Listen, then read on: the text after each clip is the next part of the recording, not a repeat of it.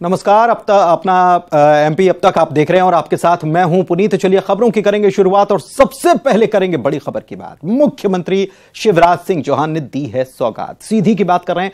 CM Shivraj Singh Chauhan पहुंचे थे और यहां पर करोड़ों की सौगात देने का काम मुख्यमंत्री ने किया है।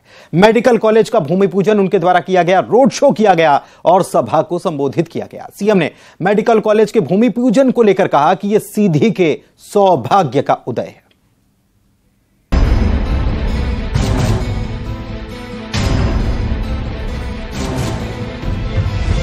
सीधी जिले के दौरे पर पहुंचे मुख्यमंत्री शिवराज सिंह चौहान ने 76 करोड़ से ज्यादा के विकास कार्यों का शिलान्यास और लोकार्पण किया।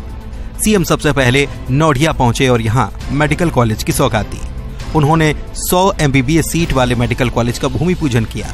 भूमि पूजन के कार्यक्रम में सांसद रीति पाठक, सीधी विधायक केदारनाथ शुक्ला, चुरहट विधायक शरदेंदु तिवारी शामिल रहे। सीएम ने कहा कि सीधी के सौभाग्य का ये उदय है। सीधी के सौभाग्य के उदय का दिन है और इसी स्थान पर अब यहाँ मेडिकल कॉलेज बनेगा। इस कार्यक्रम के बाद सीएम ने कलेक्ट्रेट चौराहे पर अंबेडकर की प्रतिमा पर माल्यार्पण किया और फिर रोड शो किया। रोड शो में बड़ी संख्या में लोग शामिल हुए। उन्होंने लाडली बहना सेना के सम्मेलन को भी संबोधित किया। शिवराज सिंह चौहान ने सरकार की योजनाओं की चर्चा की और बहनों की जिंदगी बदलने की बात कही। आज मेरी बहनों, ये राखी प्यार का बंधन है। भाई और बहन के सच्चे प्यार का बंधन है राखी। ये कच्चा धागा तो है लेकिन विश्वास का धागा है, ये प्रेम का धागा है, ये आत्मीयता का धागा है। और राखी के इसी कच्चे धागे की कसम मेरी बहनों, तुम्हारी जिंदगी में अंधेरा नहीं रहने दूंगा। सीधी में मेडिकल कॉलेज के खुलने के बाद प्रदेश में कुल मेडिकल कॉलेज की संख्या 31 हो जाएगी, जबकि साल 2003 तक प्रदेश में केवल 5 मेडिकल कॉलेज थे। इस लिहाज से प्रदेश में न केवल स्वास्थ्य सेवाएं बेहतर होंगी बल्कि मेडिकल की सीटों में भी इजाफा होगा। Bureau report, news 18। एक देश एक चुनाव को लेकर केंद्र सरकार ने अपने कदम बढ़ा दिए हैं। पूर्व राष्ट्रपति रामनाथ कोविंद की अगुवाई में कमेटी का गठन किया गया। इस पर सियासी राय भी आने लगी है। वीडी शर्मा ने जनमत के आधार पर फैसला होने की बात कही तो कमलनाथ ने संविधान में संशोधन की आशंका जता दी।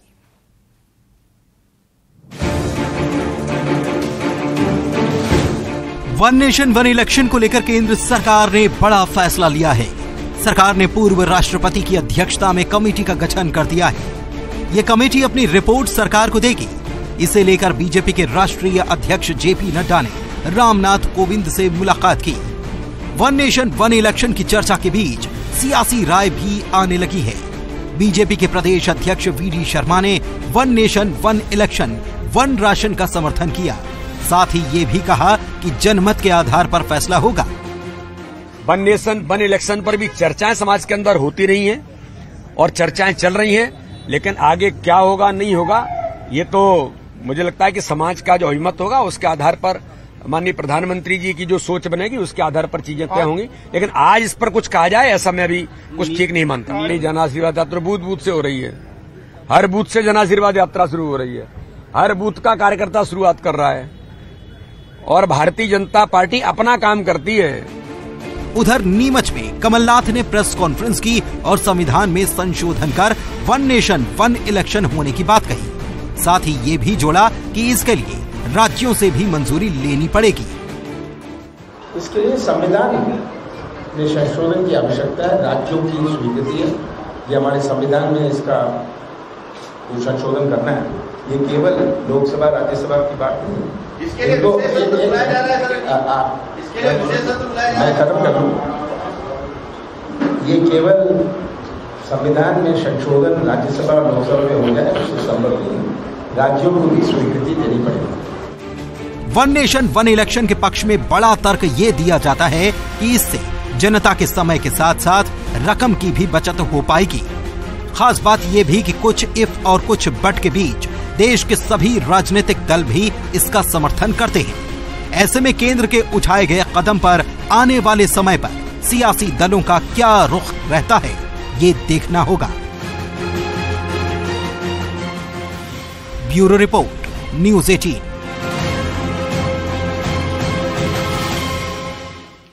और चलिए बढ़ते हैं आगे। भोपाल से बड़ी खबर आपको बता रहे हैं। बीजेपी में चुनाव प्रबंधन समिति की जो बैठक है वो चल रही है। इस बैठक में नरेंद्र सिंह तोमर, ज्योतिरादित्य सिंधिया शामिल हुए हैं, भूपेंद्र सिंह, मुरलीधर राव, वीडी शर्मा भी इस बैठक में शामिल हैं, कैलाश विजयवर्गीय, भूपेंद्र सिंह, नरोत्तम मिश्रा भी इस बैठक में मौजूद हैं। जन आशीर्वाद यात्रा पर इस बैठक में मंथन किया जा रहा है। 3 तारीख से जन आशीर्वाद यात्रा शुरू हो जाएगी और इसके बाद 5 यात्राएं निकाली जानी हैं और इसके बाद अगले 2-3 दिनों तक अलग अलग जगहों से यात्राओं का आगाज होने वाला है। कौन किस यात्रा में शामिल होगा, क्या उसका रूट मैप रहने वाला है और तमाम तैयारियां किस प्रकार की रहने वाली हैं, क्योंकि जेपी नड्डा भी आ रहे हैं। जेपी नड्डा, इसके अलावा राजनाथ सिंह, इसके अलावा केंद्रीय गृह मंत्री अमित शाह भी हरी झंडी दिखाने वाले हैं यात्रा को। तो इस पर मंथन किया जा रहा है, बैठक हो रही है।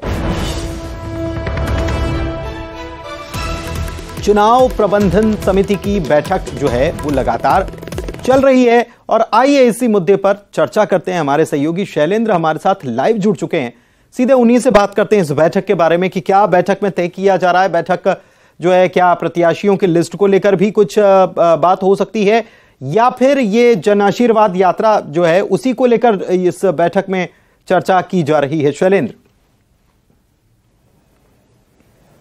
देखिए, पूरा जो आज का बैठक का मुख्य विषय है जन आशीर्वाद यात्रा, उसी को लेकर चर्चा होनी है, उसी के रोड मैप को लेकर चर्चा होनी है, क्योंकि ये यात्रा प्रदेश की 203 विधानसभा सीट से निकलना है। तो इसमें 10,000 किलोमीटर का यात्राओं को फासला तय करना है, 5 बड़ी यात्रा है, तो हर एक यात्रा को एक बड़ा नेता लीड करेगा। तो ये तो साफ है कि केंद्रीय मंत्री अमित शाह हो और राजनाथ सिंह हो, नितिन गडकरी हो, इसके अलावा राष्ट्रीय अध्यक्ष जेपी नड्डा, ये सब प्रमुख नेता तो यात्रा का शुभारंभ करने आएंगे, लेकिन उसके आगे भी ये यात्रा लगातार जारी रहेगी। तो हर क्षेत्र में, हर जगह पर किसी न किसी बड़ी विधानसभा में सभा हो, उसमें कोई बड़ा नेता हो, तो वो पूरा प्लान बनाया जा रहा है कि कौन सा बड़ा नेता किस दिन आएगा। इसमें लगभग करीब 20 के करीब बड़े नेताओं के आने की संभावना है, जो कि केंद्र स्तर के हैं। तो उन नेताओं का एक दिन का प्लान बनाया जा रहा है कि कौन सा नेता किस दिन रहेगा, और वो चर्चा ये हो रही है कि उनकी कितनी सभाएं उस दिन होना है, क्योंकि भाजपा ने तय किया कि एक दिन में 3 सभा हो, तो जिसमें 2 बड़ी सभा बड़े नेताओं की और फिर एक छोटी सभा नुक्कड़ सभा। तो ये सारा एक रोड मैप, सभाओं का प्लानिंग, इस पूरा फोकस आज का इस बैठक का जन आशीर्वाद यात्रा पर ही है। ठीक है, आप नजर बनाए रखिएगा इस बैठक के ऊपर। फिलहाल शुक्रिया आपका इस जानकारी के लिए। बढ़ते हैं आगे। बीजेपी की चुनावी तैयारियों पर असर पड़ सकता है। क्यों पड़ सकता है, क्यों कह रहे हैं हम? इसलिए कि संसद का विशेष सत्र बुलाया जा रहा है और इसको लेकर यह बात कही जा रही है। दिल्ली में 1 या 2 दिन में सीईसी की बैठक नहीं होने की बात कही जा रही है। इसके साथ ही जन आशीर्वाद यात्रा और वरिष्ठ नेताओं के दौरे को लेकर प्रदेश बीजेपी के आला नेता व्यस्त रहने वाले हैं और ऐसे में कहा जा रहा है कि बीजेपी की दूसरी सूची को लेकर अभी थोड़ा इंतजार करना पड़ सकता है।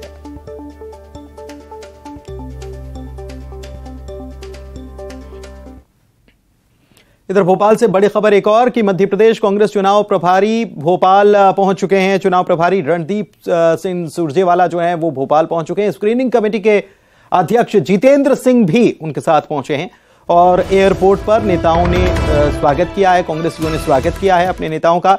टिकट के दावेदारों ने यहां शक्ति प्रदर्शन भी किया है। भोपाल दक्षिण पश्चिम विधानसभा सीट से कांग्रेस के दावेदार संजीव सक्सेना ने अपने समर्थकों के साथ यहां पर जोरदार शक्ति प्रदर्शन भी किया है। माना यह जा रहा है कि 2-4 दिन तक जो बैठक, आने वाले दिनों में जो बैठकें चलेंगी, इसमें टिकट को लेकर भी मंथन होना है। तो इसको लेकर अपनी अपनी ताकत दिखाने की कोशिश अब नेता कर रहे हैं।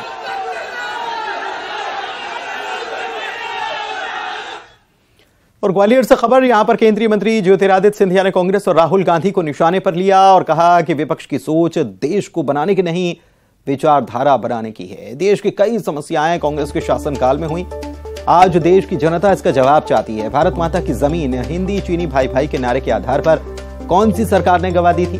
प्रधानमंत्री मोदी ने जिस तरीके से देश की एकता और अखंडता को बनाए रखा है, उसकी तारीफ दुनिया भर के नेता कर रहे हैं। ये सारी बातें ज्योतिरादित्य सिंधिया कहते नजर आए। भारत माता की जमीन, हिंदी चीन भाई भाई के नारे के आधार पर भी कौन सी सरकार ने पूर्ण रूप से गवाई थी? आज देश की जनता इसका जवाब चाहती है। प्रधानमंत्री जी ने जिस तरीके से देश की एकता और अखंडता को बनाए रखी है, आज केवल देश नहीं लेकिन विश्व के एक एक नेता उनकी प्रशंसा करते हैं। नर्मदापुरम में बीजेपी को झटका लगा है। पूर्व विधायक गिरिजा शंकर शर्मा ने बीजेपी का दामन छोड़ दिया है। पार्टी की प्राथमिक सदस्यता से उन्होंने इस्तीफा दे दिया है। गिरिजा शंकर नर्मदापुरम में बीजेपी के बड़े चेहरे माने जाते हैं और उन्होंने एक बड़ा झटका दिया है। पूर्व विधायक गिरिजा शंकर शर्मा ने बीजेपी का दामन छोड़ दिया, प्राथमिक सदस्यता से इस्तीफा दे दिया। बता दें कि पूर्व विधानसभा अध्यक्ष डॉक्टर सीतासरन शर्मा के भाई हैं गिरिजा शंकर शर्मा।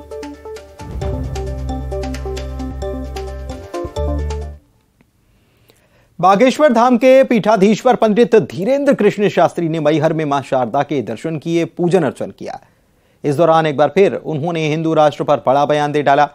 बागेश्वर धाम पीठाधीश्वर ने कहा कि हिंदू राष्ट्र बनकर रहेगा।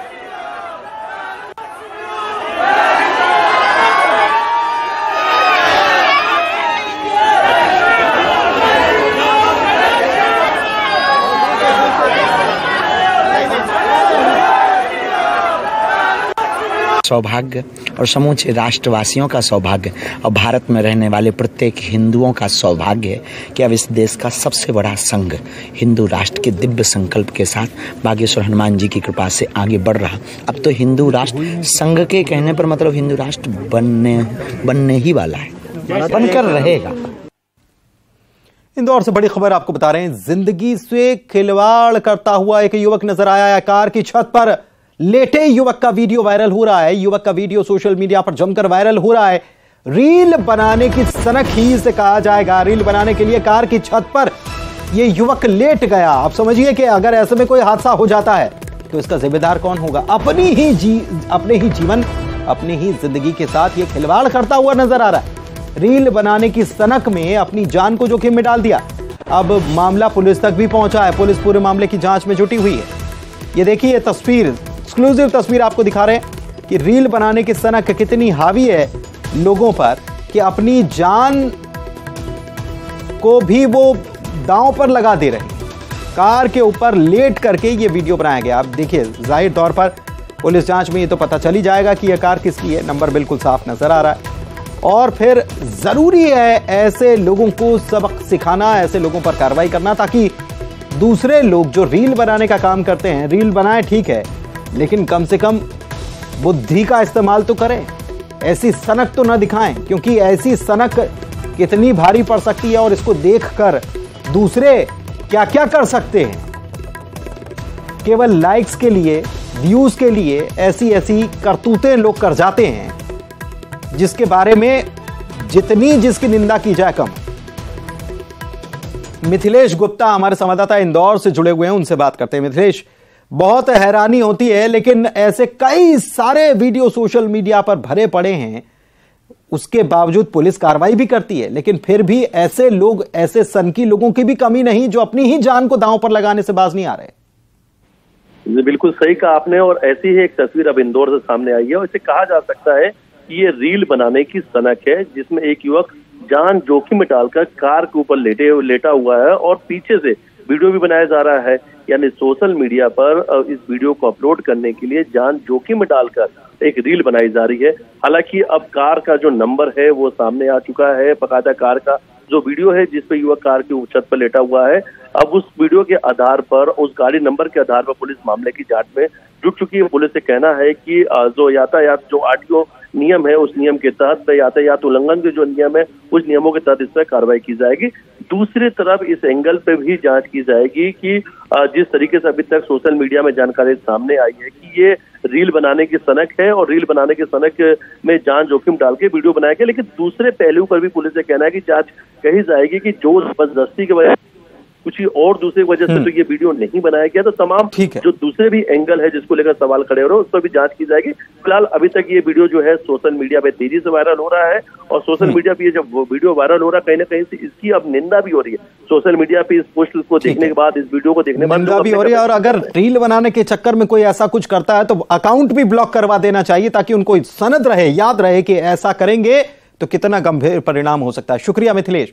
अगली खबर खरगोन की कंपनी मैकाल फाइक्स लिमिटेड से जुड़ी हुई है, जहां पर 2003 से लेकर 2007 के बीच करीब 16 करोड़ रुपए की चोरी करने के मामले में सीबीआई की विशेष अदालत ने कस्टम एंड सेंट्रल एक्साइज के 3 इंस्पेक्टर समेत 8 लोगों को दोषी पाया है और 4-4 साल की सजा भी सुनाई है और चोरी में शामिल सभी पर 40-40 हजार रुपए का जुर्माना भी लगाया है। इंदौर में कुत्ते के विवाद में 2 लोगों की हत्या करने वाले आरोपी बैंक गार्ड के मकान को गिरा दिया गया, उस हिस्से को ढाया गया जो अवैध रूप से निर्माण जिसका किया गया था। इंदौर नगर निगम का अमला पुलिस प्रशासन के साथ आरोपी के घर पर पहुंचा। इलाके में पुलिस बल की तैनाती इस दौरान रही। निगम की टीम ने आरोपी के मकान के अवैध हिस्से पर हथौड़ा चलाया। बताएं कि कृष्णबाग कॉलोनी में 17 अगस्त की रात को 2 कुत्तों के झगड़े को लेकर विवाद हुआ था। इसके बाद एक सिक्योरिटी गार्ड ने पड़ोस में रहने वाले 2 लोगों की हत्या कर दी थी, फायर कर दिया था। इस घटना में 6 लोग घायल भी हुए थे। मांग कर रहे थे कि जो आरोपियों के मकान है, जो अवैध निर्माण है, वो तोड़ा जाए पूरा। क्योंकि हम पूर्ण रूप से शांत तरीके से अपना विरोध प्रदर्शन कर रहे हैं, क्योंकि हमारे समाज के 2 व्यक्ति जो निर्दोष थे उनकी हत्या कर दी गई। आज प्रशासन ने, नगर निगम प्रशासन ने सिर्फ इतिश्री करी है और मकान ना तोड़ा गया है। भिंड पुलिस को बड़ी कामयाबी मिली है। पुलिस ने चुनाव से पहले हथियारों की बड़ी खेप पकड़ी है। 37 कट्टे, 2 पिस्टल के साथ 7 जिंदा कारतूस भी जब्त किए गए। इस मामले में पुलिस ने 2 लोगों को गिरफ्तार भी किया है। आगे की पूछताछ इनसे पुलिस करने में जुटी हुई है।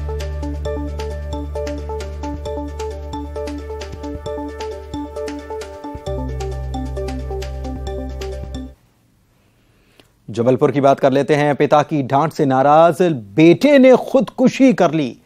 मामला पारिवारिक कलह से जुड़ा हुआ है। पिता पुत्र के शराब पीने की आदत से परेशान था।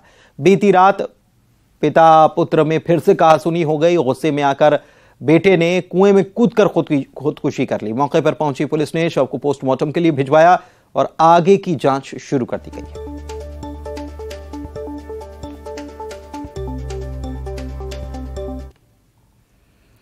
एमपी में 5 जगहों से हादसे की खबर आई। उज्जैन में बस बेकाबू हो गई और सड़क किनारे खड़ी कई सारी गाड़ियों को टक्कर मार दी। कुछ गाड़ियों के ऊपर से निकल गई।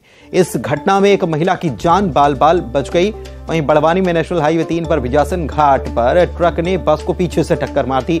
हादसे में एक यात्री की मौत की खबर है, जबकि 7 लोग गंभीर रूप से जख्मी हो गए। जबकि रतलाम की बात करें तो राजस्थान रोडवेज की बस ने बाइक सवार को कुचल दिया। 2 बाइक सवार की मौके पर मौत हो गई। आगर मालवा जिले में पिकअप वाहन पलटा है और वाहन पर सवार 6 लोग इसमें जख्मी हो गए। सभी को इलाज के लिए अस्पताल में भर्ती कराया गया। वहीं खंडवा में रोड रोलर ने छात्र को रौंद दिया। छात्र ने मौके पर दम तोड़ दिया। हादसा सिरपुर के पास हुआ। बताया जा रहा है कि छात्र की बाइक के सामने अचानक स्कूटी आई। बाइक बेकाबू हुई, जबकि दूसरी तरफ से आ रहे रोड रोलर ने छात्र को कुचल दिया।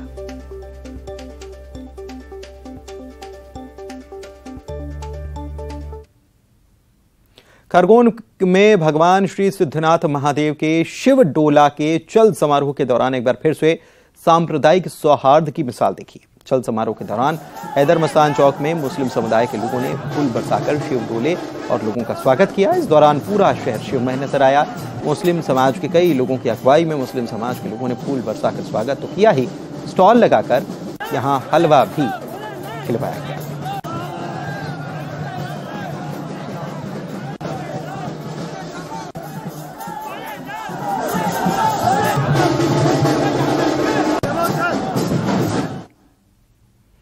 और आइए अब देखते हैं 25 सेकंड में खबरें।